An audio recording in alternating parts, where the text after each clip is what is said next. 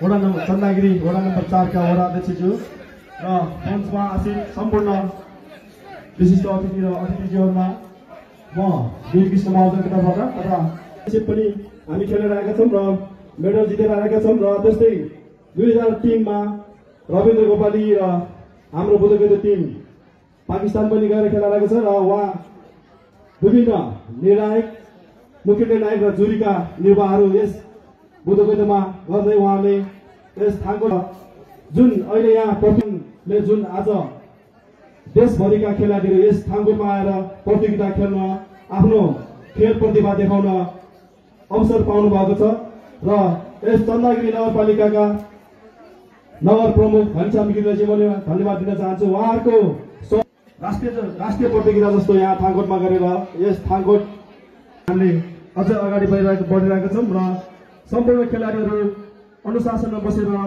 जुन खेल आज खेलिदिनु भएको छ सम्पूर्ण खेलाडी र निर्णायकहरूलाई पनि म धेरै धेरै धन्यवाद दिन चाहन्छु। नेपालीले नै जन्माएको खेल हो।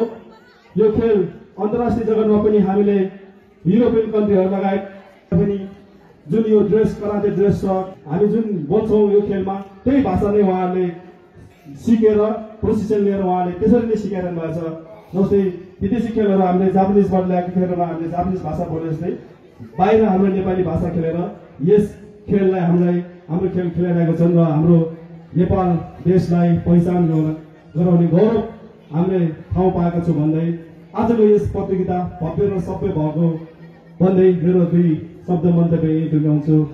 हस् नेपाल हस्। नमस्ते। जय बुधगैतो जय खेलकुद।